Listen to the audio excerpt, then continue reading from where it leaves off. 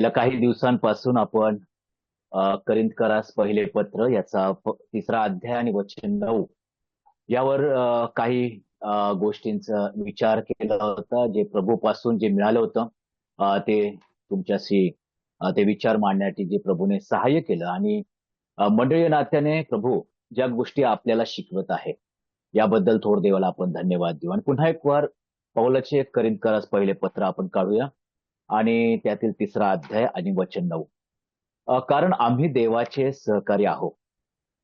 तुम्ही देवाचे शेत, देवाची इमारत असे आहात.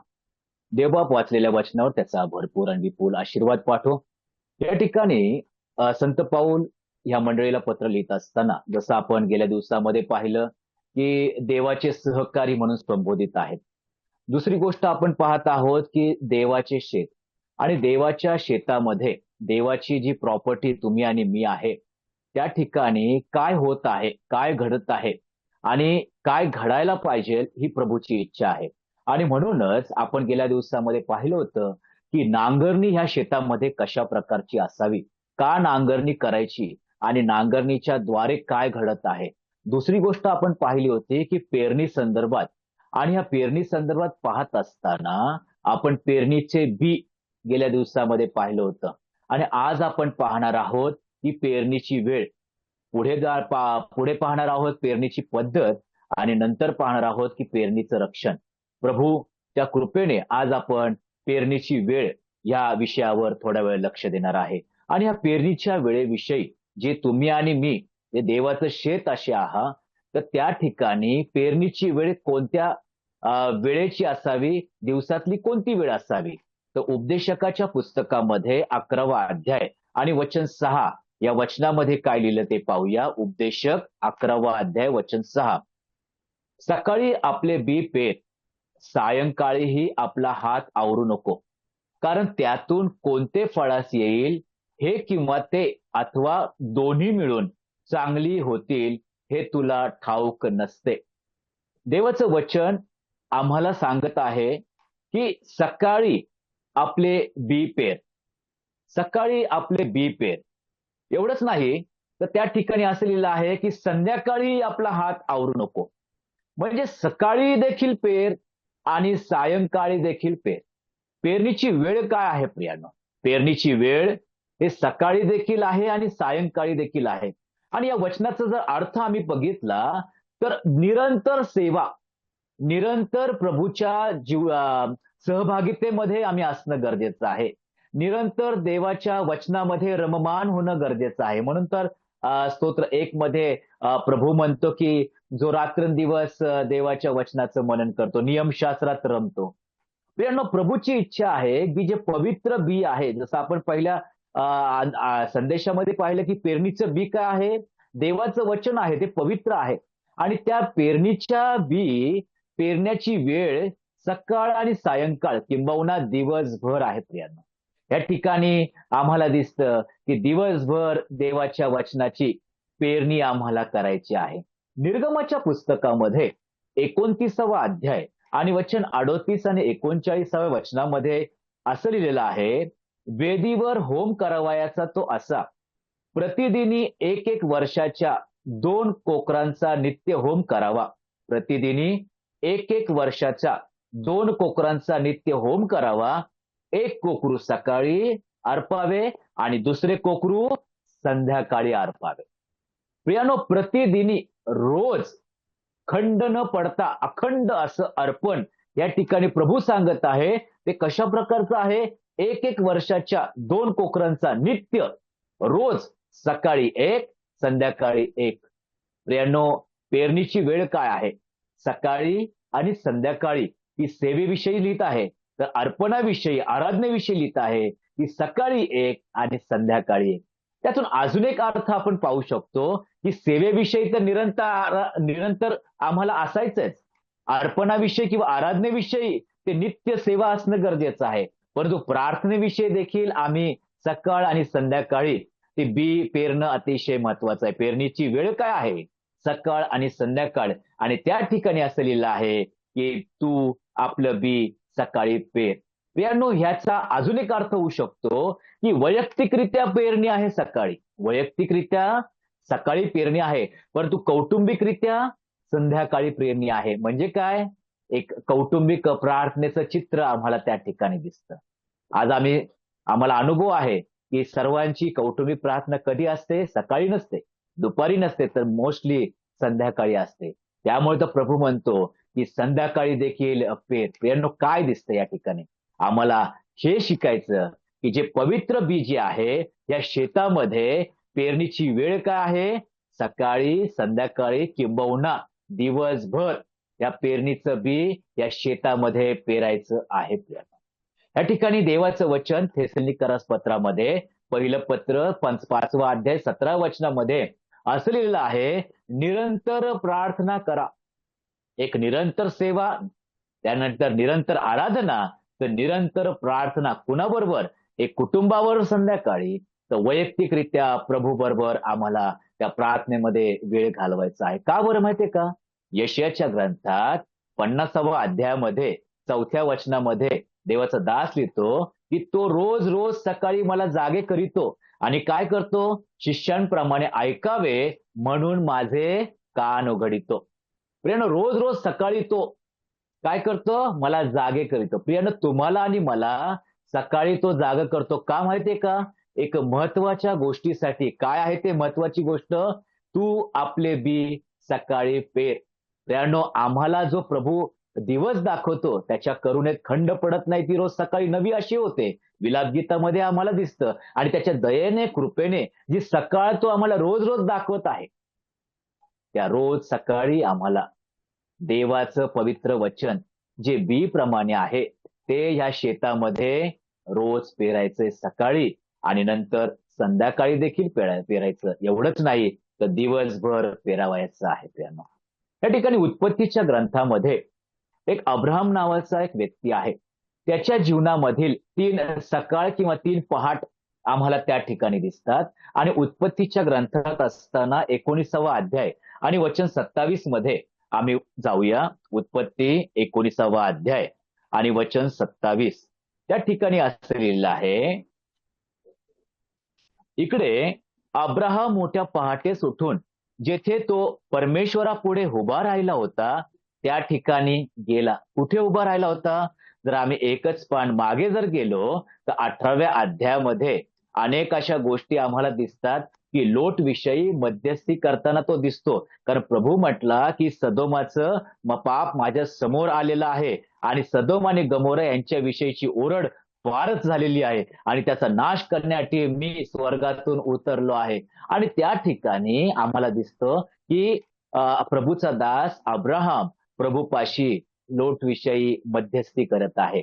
आणि ज्या ठिकाणी तो मध्यस्थी करत होता त्या ठिकाणी 19वा अध्यायामध्ये 27व्या वचनामध्ये तो त्या ठिकाणी उभा राहिला.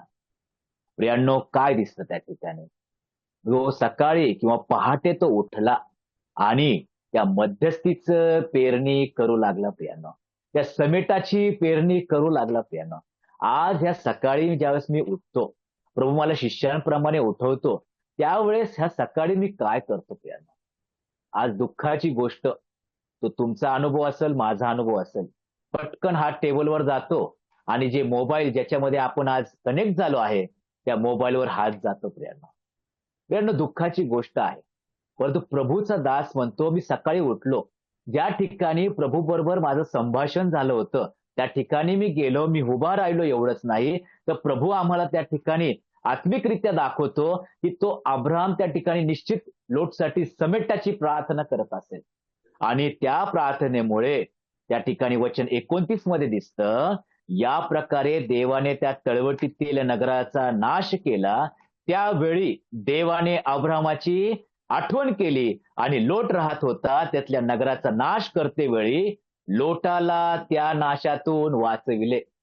प्रियानो, लोट सारखे आज कित्येक जण, आपले जे प्रियजन आहेत, नातेवाईक आहेत, ते अंधारामध्ये आहेत. सदोम आणि गमोराच्या ह्या भयंकर परिस्थितीमध्ये जसा लोट होता तसे त्या जाळ्यामध्ये अडकलेले आहेत आणि त्या अंधकारामुळे खऱ्या सुवार्तेचा प्रकाश त्यांच्या अंतःकरणावर प्रकाशत नाही. आणि म्हणून ते खऱ्या अर्थाने सत्य समजून बंधमुक्त होत नाही. आणि अशा प्रकारच्या नातेवाईकांसाठी, प्रियजनांसाठी, किंबहुना घरातील कित्येक जणांची लेकरं आजही तारणामध्ये आलेली नाही, तर त्यांच्यासाठी सकाळी उठून हे तारणाचं बी मी पेरत आहे का प्रियानो? पेरणीची वेळ कधी आहे? सकाळची आहे. परंतु आम्ही पाहत आहोत की अनेक जण या पेरणीमध्ये, या सकाळच्या पेरणीमध्ये अनुपस्थित आहेत. दुःखाची गोष्ट आहे. अब्राहम म्हणतो, मी सकाळी उठलो आणि ज्या ठिकाणी प्रभू होता उभा, त्या ठिकाणी मी संभाषण केलं होतं. जी समट्याची याचना केली होती, विनंती केली होती, पुन्हा मी त्या ठिकाणी गेलो आणि विनंती केली आणि लगेच आम्हाला दिसतं की लोटाला त्या नाशातून वाचवलं. यानं दुसरी गोष्ट आम्ही त्या ठिकाणी आम्हाला दिसतं बघा बरं, 21व्या अध्यायामध्ये 14व्या वचनामध्ये पुन्हा आम्हाला त्या ठिकाणी दिसतं, नंतर अब्राहमाने मोठ्या पहाटे सुटून भाकरी व पाण्याची मसक आणून हगारेच्या खांद्यावर ठेवली आणि तिचा मुलगा तिच्या हवाली करून तिला रवाना केले. ती निघून बैरशिबाच्या रानात भटकत राहिली. या ठिकाणी काय दिसतं? सकाळची वेळ कशाची? पेरणीची. एक, समेटासाठी तो गेला. दुसरी गोष्ट काय आम्हाला दिसतं? जी चूक झाली होती, जीवनामधली सर्वात मोठी चूक, जे देवाविरुद्ध वागल्यामुळे कित्येक दिवस प्रभू त्याच्याशी बोलत नव्हता, परंतु आता काय झालं आहे?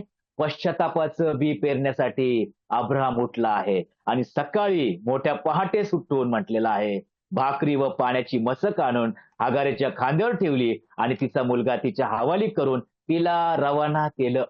प्रेरणा, आज माझ्यामध्ये किती चुकीच्या गोष्टी आहेत. मी रवाना करत आहे का सकाळी उठून? प्रभू म्हणत आहे की मी पवित्र आहे, तसं तुम्ही पवित्र राहा, सर्व आचरणामध्ये पवित्र राहा. आणि अशा प्रकारच्या जीवनामध्ये ज्या गोष्टी ज्या प्रभूला अमान्य आहे, ज्या चुकीच्या वाटतात, अशा प्रकारच्या गोष्टी मी सकाळी उठून रवाना करीत आहे का? पश्चातापासाठी मी पेरणी करत आहे का प्रियांनो? हे अब्रामाचं अंतःकरण आम्ही पाहतो प्रियांनो. या ठिकाणी आम्ही पाहतो की इश्माईल झाला, साराच्या विचाराने त्या ठिकाणी हगार आली, परंतु अब्रामाचे विचार पण आम्ही पाहतो आणि त्या ठिकाणी इश्माईल झाला. परंतु प्रभू म्हणत आहे की अब्राहमाने त्याच्या जीवनामध्ये ज्या चुकीच्या गोष्टी आहेत त्या रवाना केल्या. प्रभू म्हणत आहे, पेरणीची वेळ कधी आहे? सकाळी आहे. सकाळी उठून मला मध्यस्थीसाठी, समेटासाठी प्रार्थना करायची. मला सकाळी उठून ज्या चुका माझ्या जीवनामध्ये आहे त्याची रवानगी करायची आहे प्रियांनो. त्या पापाला बाहेर काढायचे माझ्या जीवनातून. आणि त्या ठिकाणी 22व्या अध्यायामध्ये आम्हाला दिसतं की पुन्हा एकदा एका मोठ्या पहाटेस तो उठला. वचन 3 मध्ये, तेव्हा अब्राहमाने मोठ्या पहाटेस उठून आपल्या गाढवावर खोगीर घातले, आपल्या बरोबर 2 सेवक व आपला मुलगा इसहाक यास घेतले आणि होम अर्पणासाठी लाकडे फोडून घेतली. मग देवाने सांगितलेल्या ठिकाणाकडे तो निघाला. प्रियानो, सकाळ किंवा पहाट जी आहे, जी पेरणी आहे, ती कशासाठी अब्रामाच्या जीवनात? तर अब्रामाच्या जीवनात आज्ञा पालनासाठी आहे. आज्ञा पालनाची पेरणी अब्राम आपल्या शेतामध्ये करत आहे. मी सकाळी उठतो आणि त्या ठिकाणी जाऊन तो म्हणतो की मी आज्ञा पालनाची पेरणी करत आहे. प्रियानो, रोमकरस पत्रामध्ये ज्यावेळेस आम्ही येतो त्यावेळेस आम्हाला 5वा अध्याय आणि वचन 10 ते 11 मध्ये असं दिसतं, कारण आपण शत्रू असता देवाबरोबर त्याच्या पुत्राच्या मृत्यूद्वारे आपला समेट झाला, तर आता समेट झालेला असता त्याच्या जीवनाने आपण विशेष करून तारले जाणार आहोत. इतकेच केवळ नाही, तर ज्याच्याद्वारे समेट ही देणगी आपल्याला आता मिळाली आहे, त्या आपल्या प्रभू येशू ख्रिस्ताच्या द्वारे आपण देवाच्या ठायी अभिमान बाळगतो. समेटाची देणगी तुम्हाला आणि मला मिळालेली आहे.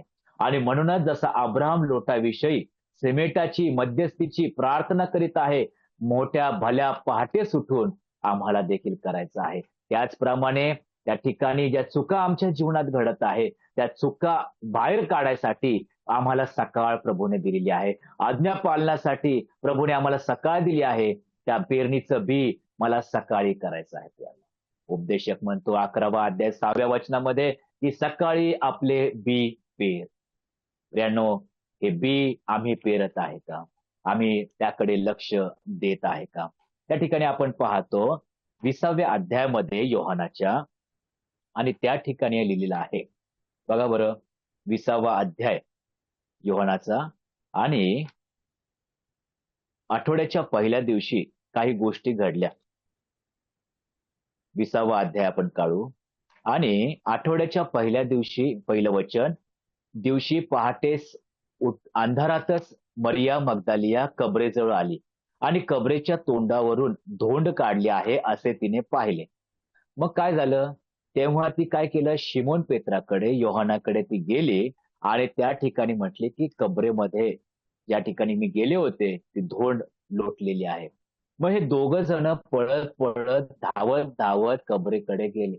आणि देवाच्या वचनात असं लिहिलं आहे की योहान पहिला कबरेच्या ठिकाणी गेला, त्या तिथून ओणवून बघितलं, परंतु आत नाही गेला. पेत्र आला, पेत्राने आत शिरला आणि त्या ठिकाणी सर्व गोष्टी पाहिल्या. मग योहान देखील गेला, दोघांनी सर्व गोष्टी पाहिल्या. आणि वचन 10 मध्ये, तेव्हा ते शिष्य आपल्या घरी परत आले. आठवड्याच्या पहिल्या दिवशी अंधारातच म्हणजे पहाटेच मरिया मग्दलिया आराधनेसाठी, अर्पणासाठी सुगंधी द्रव्य घेऊन आली होती. आणि या ठिकाणी त्या अर्पणाची पेरणी करावयास आलेली ही बहीण आम्हाला दिसते. परंतु हे शिष्य आले आणि पुन्हा गेले. परंतु वचन 11 काय दिसतं बघा बरं. इकडे मरिया बाहेर कबरेजवळ रडत उभी राहिली होती आणि रडता रडता तिने ओनून कबरेत पाहिले. प्रियांनो, कबर सोडली नाही ती. ज्या ठिकाणी माझा प्रभू आहे ती जागा सोडली नाही प्रियांनो. ती पहिल्यांदा अंधारात आली, पुन्हा ती नगरात गेली, पुन्हा या दोघांबरोबर आली, ते दोघं परत गेले, परंतु या बहिणीने कबर सोडली नाही.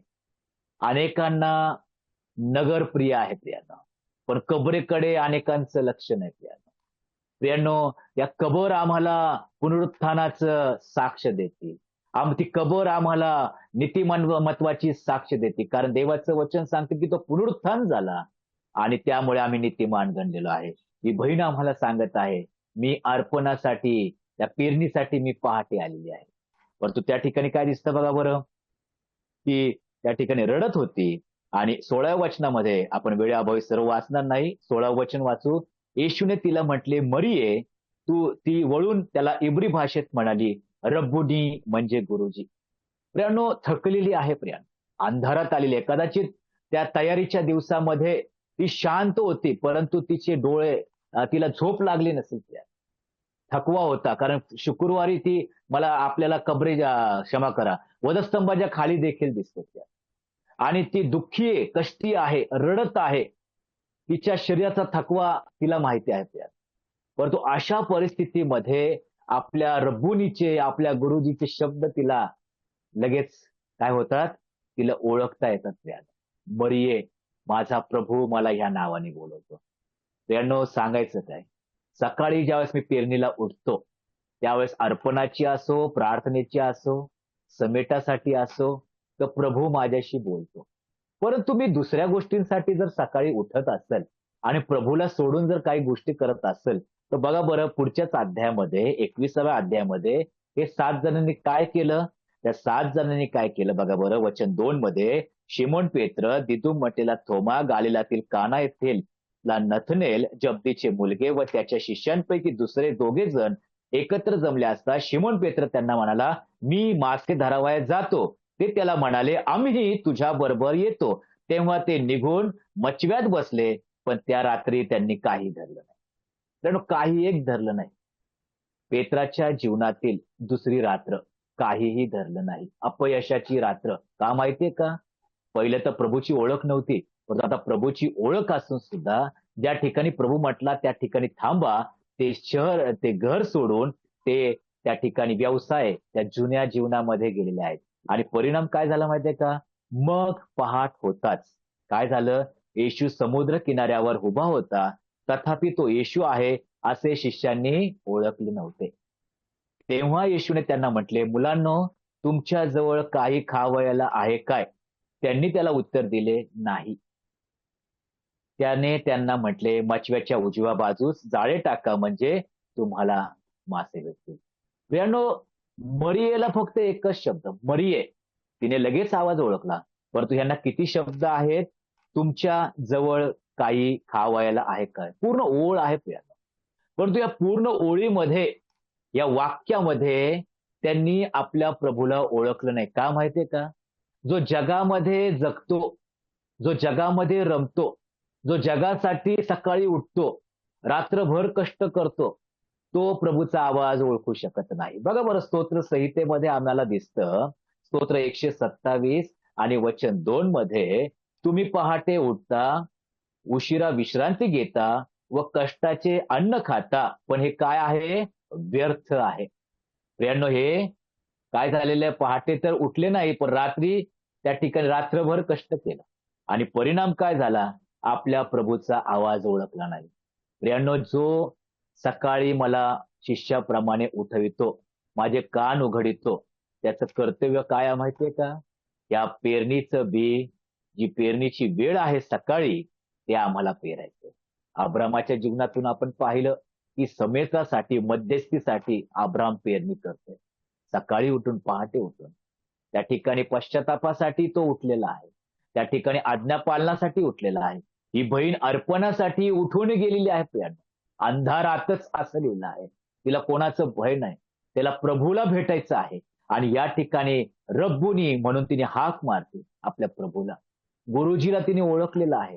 परंतु या ठिकाणी 7 जणांनी आपल्या प्रभूला ओळखलं नाही. सर्वात जास्त वेळ ह्या लोकांनी घातलेला आहे त्याच्याबरोबर. तरी सुद्धा आपल्या रब्बुनीला, आपल्या गुरुजीला, आपल्या प्रभूजीला ते विसरलेले आहेत यार. आज सकाळी उठून माझा प्रभूचा आवाज मला ऐकू येतोय का? मग ऐकू येतो तर त्या प्रभूचा आवाज मी ओळखतो का? त्या शमूएल बाळाची मला आठवण येते. ते बालक होतं प्रियांनो. झोपी गेला होता, रात्रीची वेळ होती आणि त्या ठिकाणी देवाच्या वेदीजवळ झोपलेला असताना त्याला शमूएला हाक मारली. त्यावेळेस प्रभूने आवाज दिला, पण प्रभूची ओळख तोपर्यंत झाली नव्हती. तो एली याजकाकडे गेला. त्या ठिकाणी आम्हाला दिसतो ते बालक आपलं अंथरूण सोडून त्या ठिकाणी गेलं. तो 2 वेळा गेला, परंतु एकदा त्याला प्रभूच्या ओळख करून दिली एलीने आणि मग म्हटला, बोल प्रभू, तुझा दास ऐकत आहे.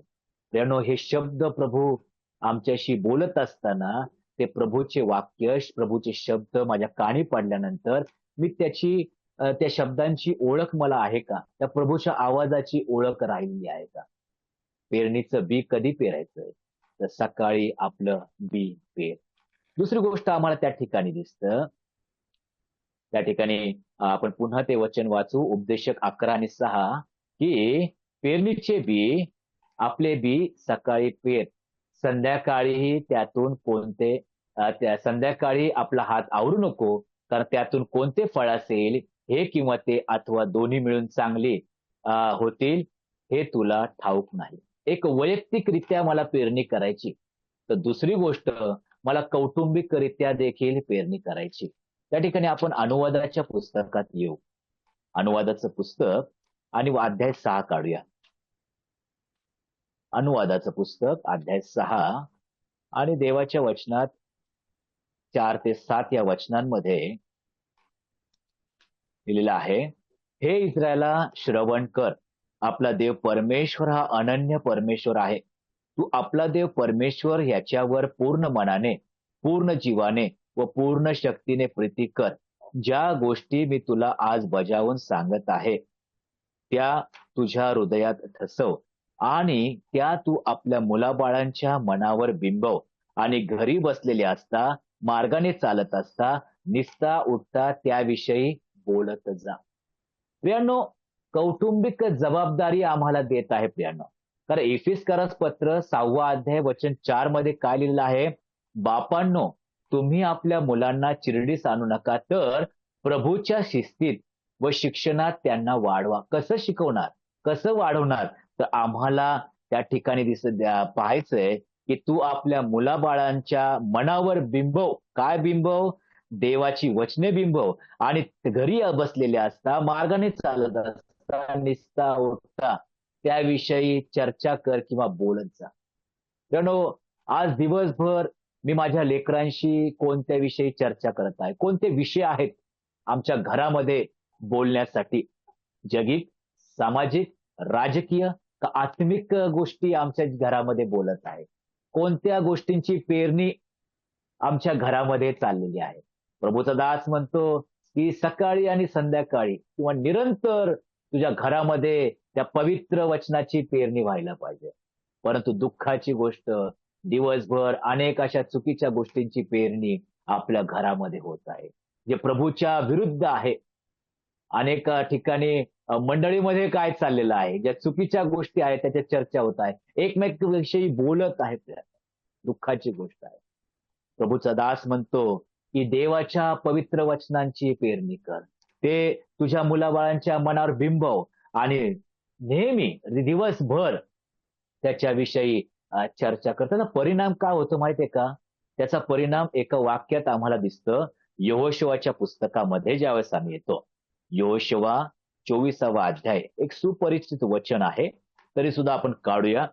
यहोशुआ 24वा अध्याय आणि 15 वचनामध्ये किंवा 14 पासून जर वाचलं तर त्या ठिकाणी असं लिहिलं आहे.